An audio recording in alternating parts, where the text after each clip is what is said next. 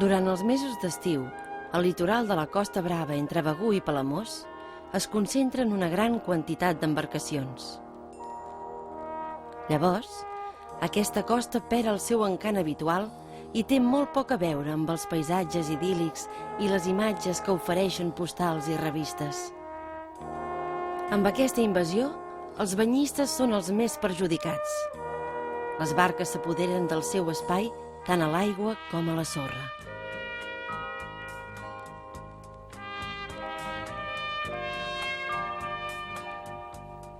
Però per constatar-ho, només cal que fem un vol d'ocell i penetrem a la Costa Brava en hora punta.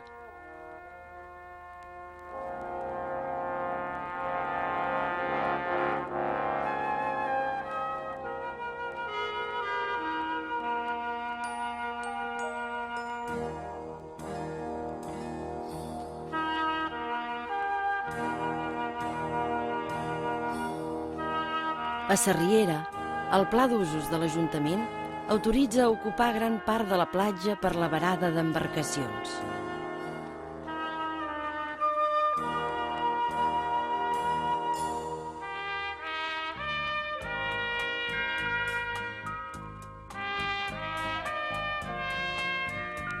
La saturació d'aquestes cales suposa un gran impacte en l'ecosistema marí i paisatgístic i, al mateix temps, impedeix el bany en racons privilegiats que hauríem de conservar verges perquè els residents i els turistes en gaudissin plenament.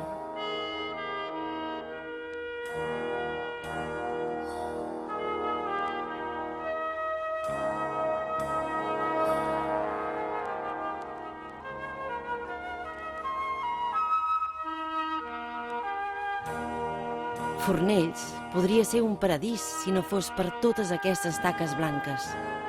A l'estiu, la badia és plena d'embarcacions i la zona de bany és insuficient. Les seves aigües han perdut la transparència que les va fer famoses. La costa s'ha convertit en un espai impossible per als banyistes i practicants de l'esnòrquel. El trànsit constant d'embarcacions fa perillós aquest tipus d'activitats, ja que el camp de boies arriba fins a les mateixes roques.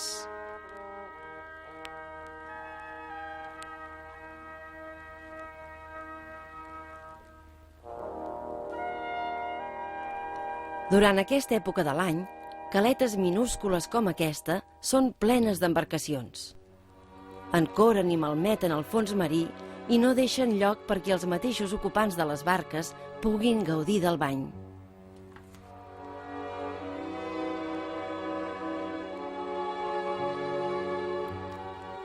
A Aiguagelida, amb tal quantitat d'embarcacions, caldria un espai abalisat més gran per garantir la seguretat dels banyistes, ja que el que hi ha ara és molt reduït.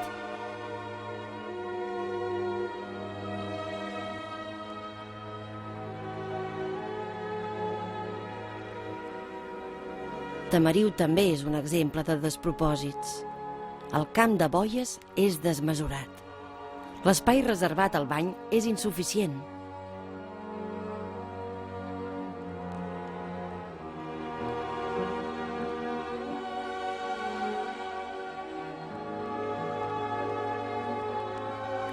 Aquest és un altre dels llocs on generalment les barques s'hi amunteguen. Per poder gaudir del bany, caldria disposar d'un abalisament més generós. A Llafranc i a Calella trobem uns enormes camps de boies plens d'embarcacions. Poques surten a navegar. Tanmateix, si ho fessin, on cabrien?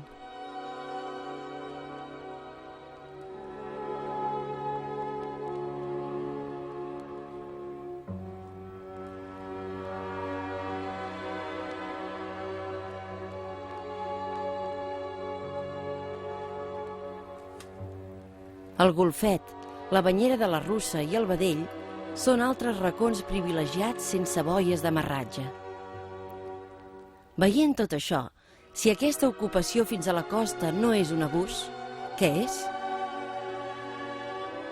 Per sort, hi ha municipis que han decidit regular d'una altra manera la seva costa. amb mesures més respectuoses amb tots els que en fan ús. La zona del Cap de Planes fins a Palamós està abalisada i permet un bany tranquil i segur.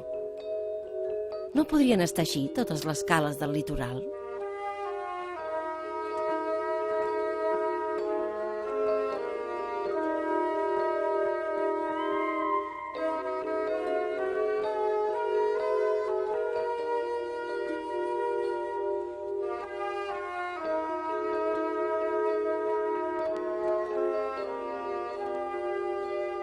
El municipi de Palamós té un port i una marina importants.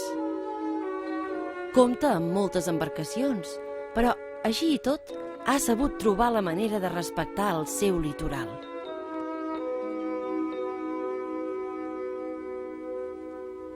En canvi, la costa que va des de Torre Valentina a Roques Planes, que havia estat protegida durant molts anys, ara s'ha desprotegit. I això provoca greus problemes de convivència entre banyistes i embarcacions. Per fortuna, però, des de Roques Planes fins a Sant Feliu de Guíxols segueix havent-hi protecció.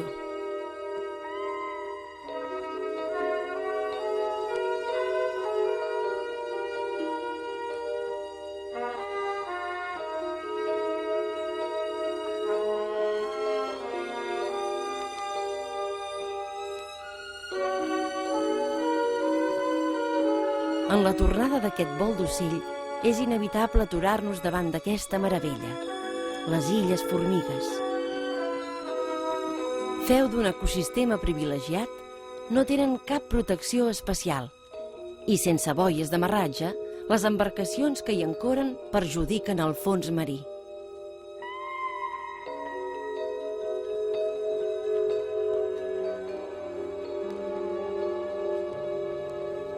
Aquesta costa que sobrevolem és una de les joies del nostre paisatge, un gran atractiu per al turisme que perd tot l'encant quan s'omple d'embarcacions.